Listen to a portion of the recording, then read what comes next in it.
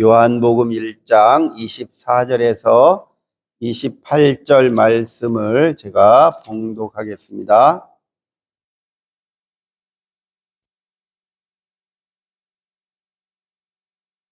그들은 바리새인들이 보낸지라 또 물어 이르되 네가 만일 그리스도도 아니요 엘리야도 아니요 그 선지자도 아닐진데 어찌하여 세례를 베푸느냐.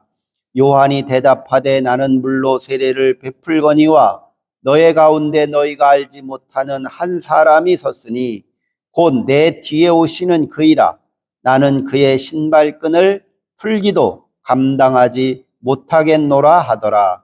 이 일은 요한이 세례를 베풀던 곳 요단강 건너편 베다니에서 일어난 일이니라. 아멘. 여기 24절에 보면 바리새인들이 보냈다 그렇게 나오죠.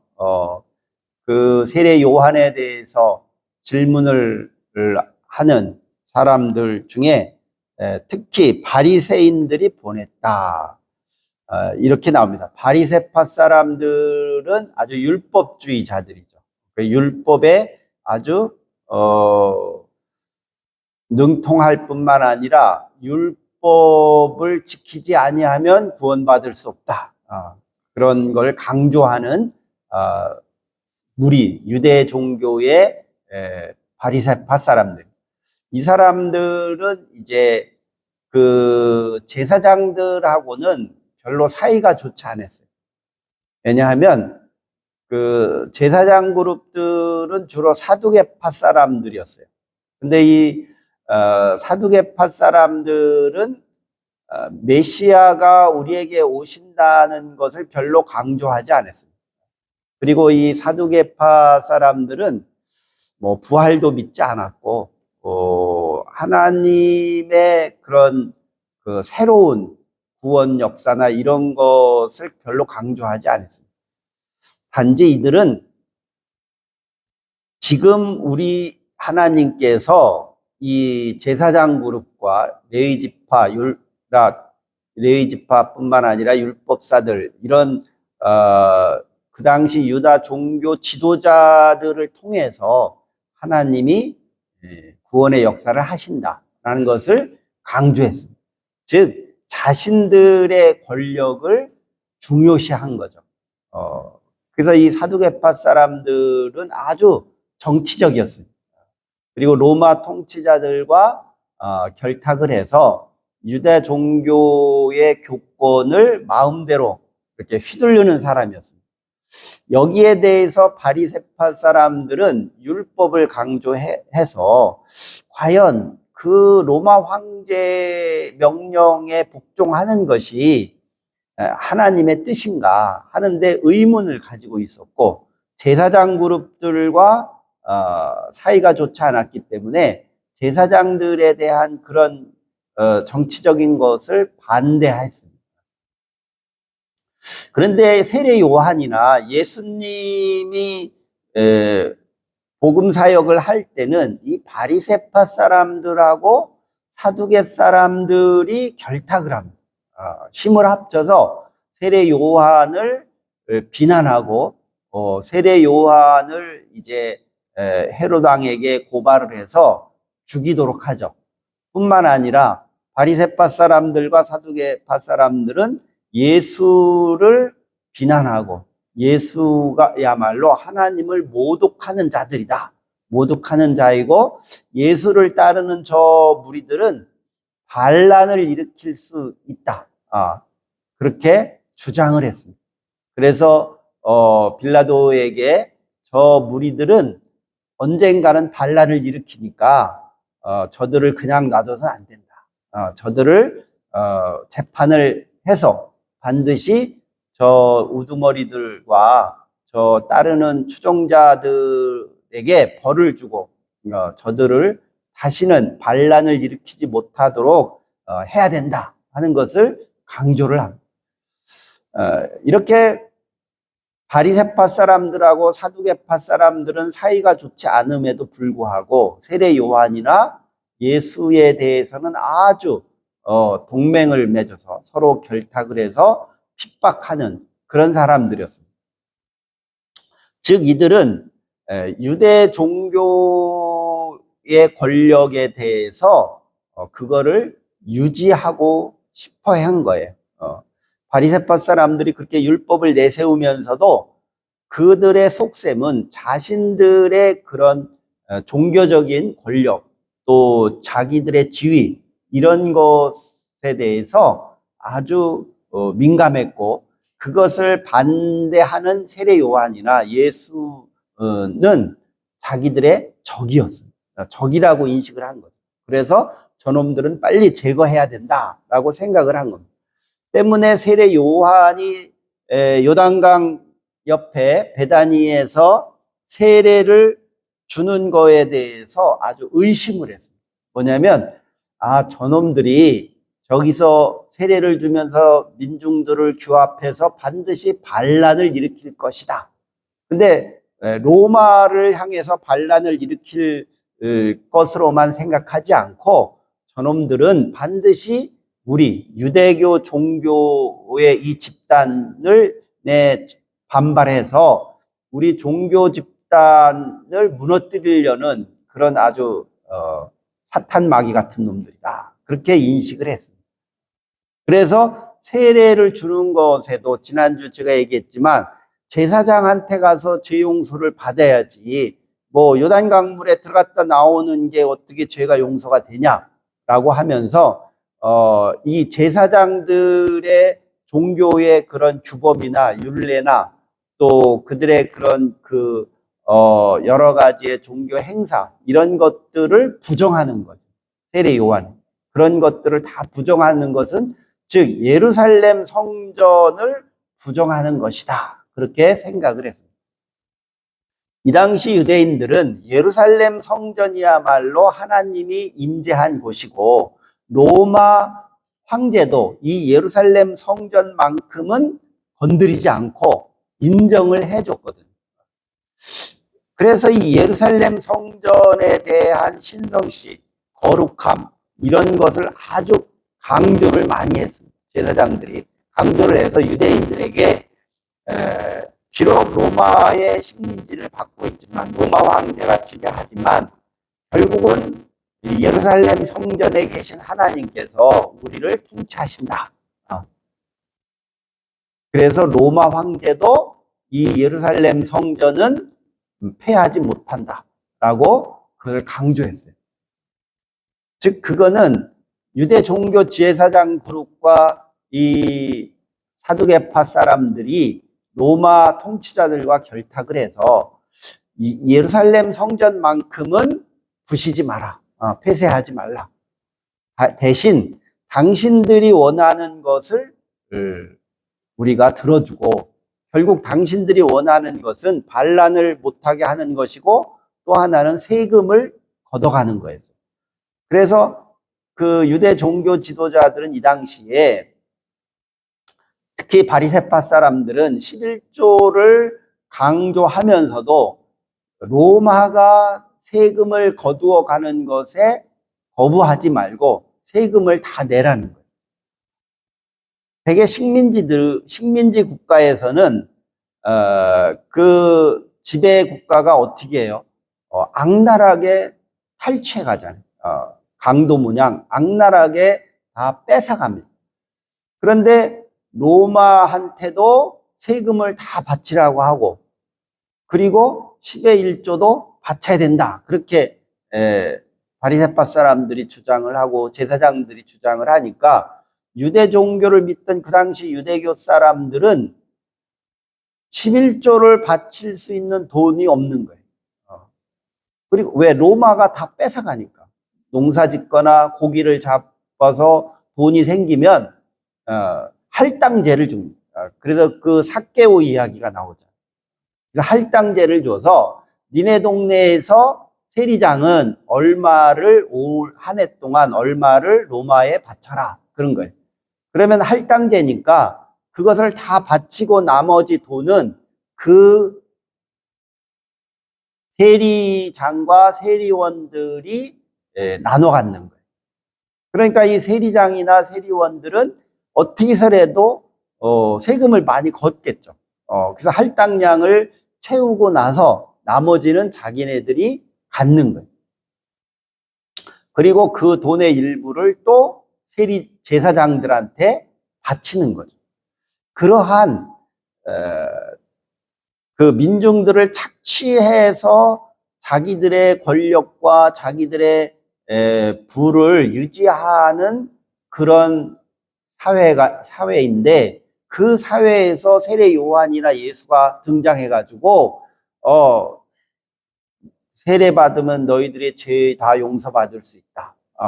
그리고 하나님의 나라가 가까이 왔고 이제는 저 로마의 말을 들을 필요도 없고 제사장의 말을 들을 필요도 없다.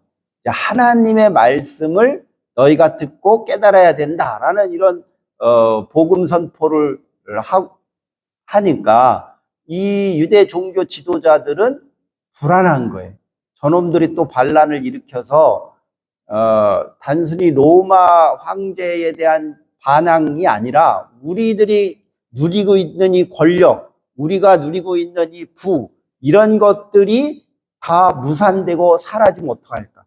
로마 황제가 화가 나가지고 야, 너네들 예루살렘 성전 다 보호해주고 너희들의 권력도 다 유지해주고 다 해줬는데 왜 너희들 반란을 일으키도록 그렇게 내버려 두냐 해서 그 불똥이 유대 종교 지도자들, 제사장들에게 불똥이 떨어질 가능성이 있는 거예요.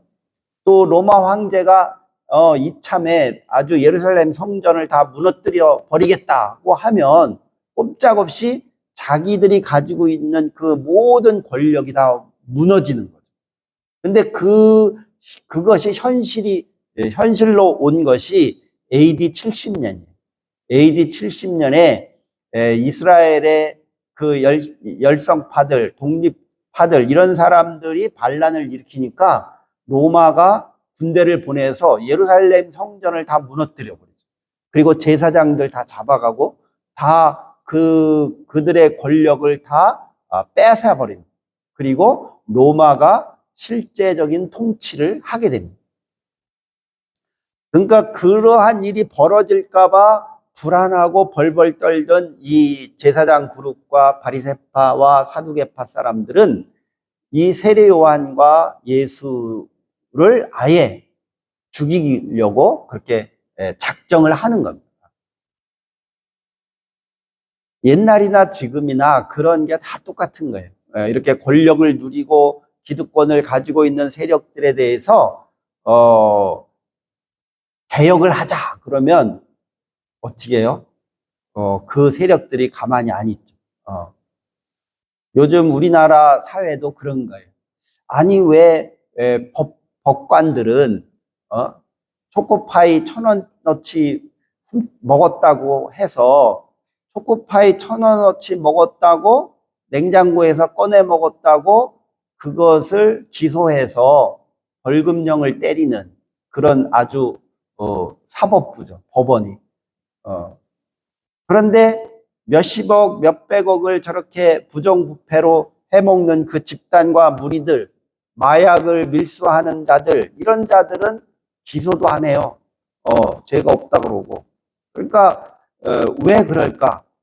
그거는 자기들의 권력이 무너질까 봐. 그래서 개혁한다고 그러면 다 뒤집어 씌워서 그 역할을 못하게 하는 거예요. 그러니까 옛날이나 지금이나 그렇게 권력 있는 자들은 자기들에 대해서 반항을 하거나 그러면 그냥 안 놔두죠. 어떻게 해서라도 잡아놓고 그 세력이 득세하지 못하도록 그렇게 만드는 거예요. 그래서 이 요한복음 1장에서도 이 세례 요한의 이야기를 길게 해요. 그래서 이 요한복음을 쓴 저자는 왜 세례 요한 이야기를 이렇게 길게 하지? 그거는 세례 요한과 예수의 사역, 하나님의 말씀의 사역이 별개가 아니라 하나라는 거예요. 일치된다는 거예요. 세례 요한이 곧 예수라는 거예요. 그래서 세례 요한과 예수의 그런 하나님의 나라 운동과 구원의 복음의 역사는 다른 것이 아니다, 같은 것이다 라는 걸 강조하는 거죠. 마태복음이나 이 복음서에 보면은 세례 요한의 제자들이 그 예수에게 질문하잖아요. 당신이 우리가 기다리던 메시아입니까? 세례 요한의 제자들이 예수에게 왜 그런 질문을 하겠어요? 세례 요한이 메시아인 수도 있다고 믿었던 그 제자들이 예수의 복음의 사역을 하는 것에 있어서 이제 질문을 하는 거죠. 당신이 정말 우리가 고대하던 메시아입니까? 그때 예수는 너희가 들은 대로 그런 거다. 너희가 아는 대로, 소문대로다라는 식으로 대답을 하죠. 즉 많은 사람들이 어떻게 인식하는가에 따라 간다는 뜻으로 예수가 대답을 해요. 즉 민심이 천심이다. 사람들의 마음이 어떻게 가느냐에 따라서 하나님의 뜻이 거기에 있다. 그런 의도로 대답을 합니다. 그래서 결국 세례 요한의 제자들이 예수를 따르게 됩니다. 그래서 예수 공동체가 더 확산이 되죠. 그러니까 요한복음이 쓰여질 때는 이미 세례 요한의 공동체는 붕괴된 거예요. 사라진 거예요. 그리고 예수 공동체가 득세를 하고 그 공동체가 결국은 교회 운동으로까지 이렇게 소아시아 지역에 확산이 됐기 때문에 이 요한복음을 쓴 저자는 이 세례 요한의 공동체와 예수의 공동체를 어떻게 규정을 해야 될까를 고민하다가 세례 요한의 공동체는 예수 공동체를 하나님의 구원을 이루기 위한 그러한 준비할 수 있는 예수의 길을 곧게 하는 그런 준비를 할 수 있는 역할을 감당한 공동체가 세례 요한의 공동체라고 초대교회가 그렇게 인식을 한 거죠. 그래서 그 구약 성경 이사야서를 인용을 하면서 세례 요한의 역할은 여기까지다. 그리고 예수의 역할은 여기까지인데 예수의 역할은 멈추질 않고 교회를 통해서 예수님이 부활했기 때문에 임마누엘의 하나님인 예수의 역사는 계속 되어지고 있다라고 믿는 겁니다. 초대교회. 그러니까 세례 요한의 그 역할은 끝난 거예요. 그러나 예수님의 구원 사역은 끝나지 않은 거예요. 교회라는 것을 통해서 예수님의 복음의 역사는 계속 이어진다고 초대교회가 믿었죠. 그래서 이 요한복음 기자도 그렇게 규정을 한 겁니다. 그래서 이 세례 요한은 그 예수님에 대해서 어떻게 이야기를 해요? 26절에 보면 나는 물로 세례를 베풀지만 너희의 가운데 너희가 아직은 알지 못하는 한 사람이 서 있다. 그러니까 이미 예수님이 요단강 베다니 마을에 와 있는 것을 상정을 하는 거예요. 그래서 이 사건이 끝난 다음에 예수님이 세례를 받잖아요. 그러니까 드라마적으로 세례 요한이 너희들 가운데 지금 서 있다. 그 서 있는 그 사람이 바로 내 뒤에 오시는 그 분이다. 그러니까 구약 이사야 선지자가 선포한 그 말의 의미를 여기서 이해시켜 주는 거죠. 내 뒤에 오시는 구원자이신데 나는 그분의 신발끈을 풀기도 감당하지 못하겠노라 하더라. 이 27절이 아주 여기에서 중요한 거예요. 핵심 메시지죠. 요한복음을 쓴 기자가 이 말을 강조하는 거예요. 세례 요한이 할 수 있는 역할은 여기까지. 네, 이제부터 이 세례 의식이 이루어지면 이제부터는 세례 요한의 역할은 멈추고 예수님의 복음 사역이 시작이 이 요단강에서부터 시작된다라고 선포하는 겁니다.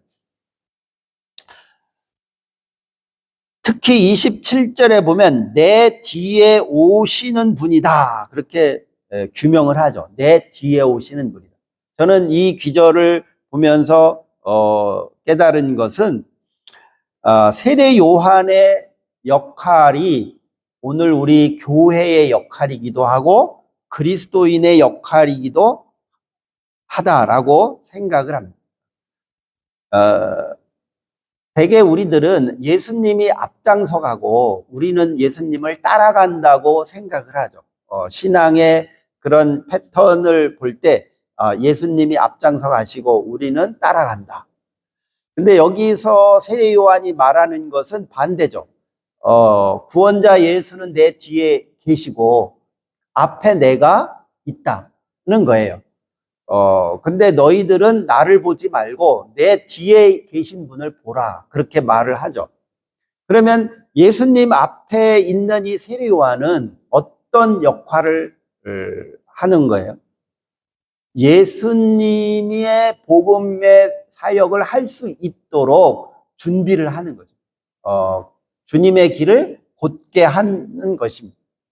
즉, 세례 요한은 자기가 앞에 서면 분명히 바리새파 사람들이나 사두개파, 율법사들, 제사장 그룹들이 자기를 고발을 해서 로마의 황제에게 다 거짓말로 자기를 고발을 해서 자기를 제거할 거라는 것을 세례 요한은 알고 있었죠. 그러니까 예수님이 복음의 역사를 할 수 있도록 자기가 십자가를 치는 것, 죽임을 당하는 것. 그러니까 세례 요한은 요단강에서 세례를 줄 때 자기가 죽을 줄 알고 있었죠. 오늘날 우리 교회와 그리스도인들은 예수님의 구원의 복음 역사가 이 땅에 펼쳐질 수 있도록 자기 십자가를 져야 되는 거예요. 그러면 자기가 환난을 당하는 거죠. 고통을 당하는 거예요. 복음을 증거하기 위한 고난을 당하는 거예요. 교회를 위해서 초대교회 그리스도인들이 죽임을 당했고 고통을 당했듯이 그것들은 다 예수님의 복음의 역사가 땅끝까지 펼쳐질 수 있도록 교회가 고난을 당한 거예요.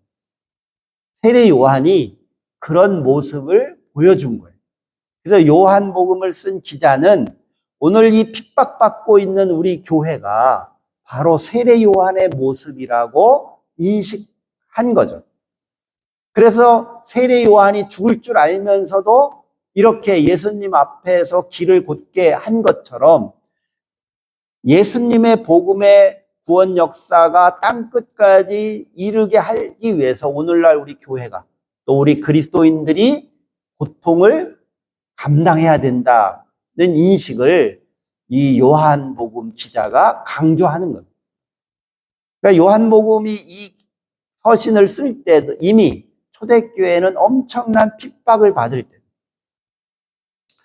그러니까 예루살렘이 다 망가지고 AD 70년이 지나고 이 요한복음이 쓰여진 것은 AD 90년에서 100년입니다. 그러니까 예루살렘이 다 붕괴된 뒤로 거의 30년 지난 다음에 이 요한복음이 쓰여집니다. 그러니까 이미 교회가 엄청나게 핍박을 받아서 다 땅으로 숨고 지하로 숨고 도망 다니고 예수 믿는다는 말을 할 수가 없죠. 그래서 그 당시 예수 믿는 사람들이 이렇게 이야기하다 만나면 암호로 뭐를 그렸어요? 물고기를 그렸어요. 물고기. 암호로. 그래서 물고기를 이렇게 그리면 아, 이 사람이 예수 믿는 사람이구나. 그래서 그때 이제 안심하고 예수님에 대해서 이야기하고 이번 주일날은 어디서 모이는데 오세요.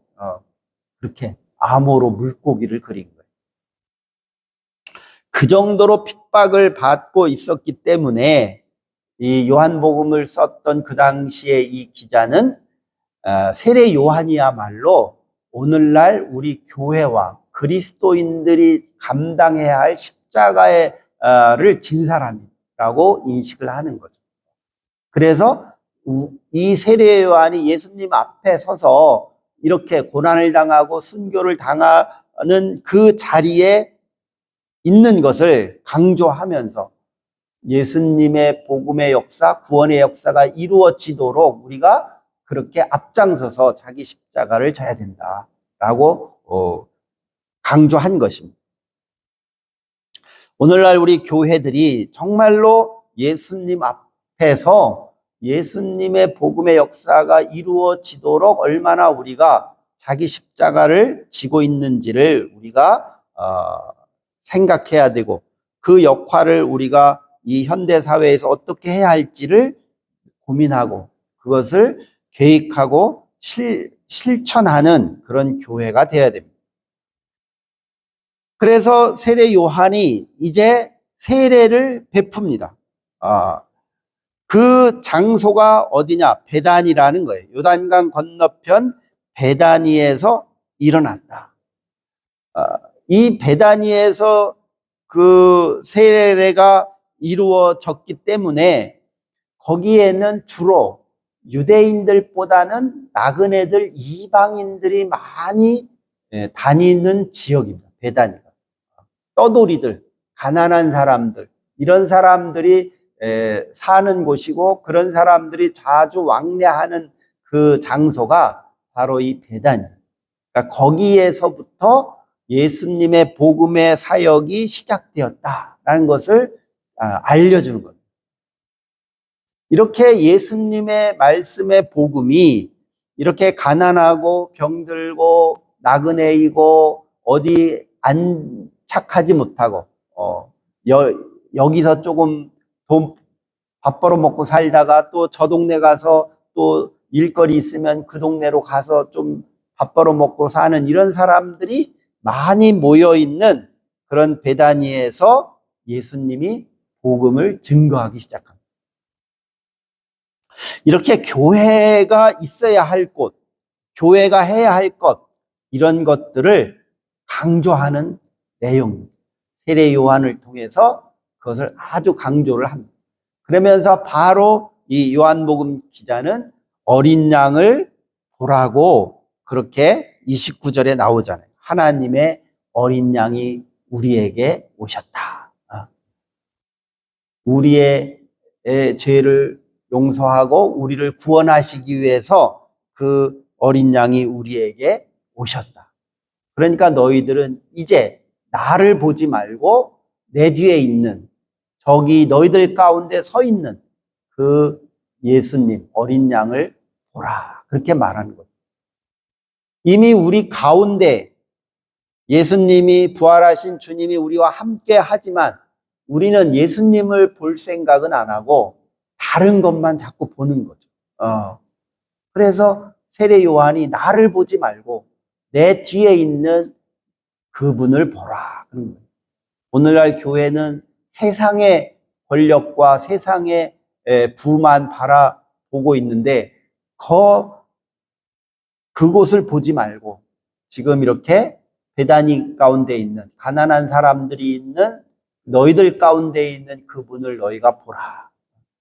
그곳이 바로 우리가 있어야 할 곳이고 교회가 있어야 할 곳이라는 것을 저희들이 깨닫게 됩니다. 그런 깨달음으로 우리의 신앙을 더욱더 변화시키고 새롭게 가는 그런 한 해를 준비하시기를 주의 이름으로 축원합니다. 기도하겠습니다.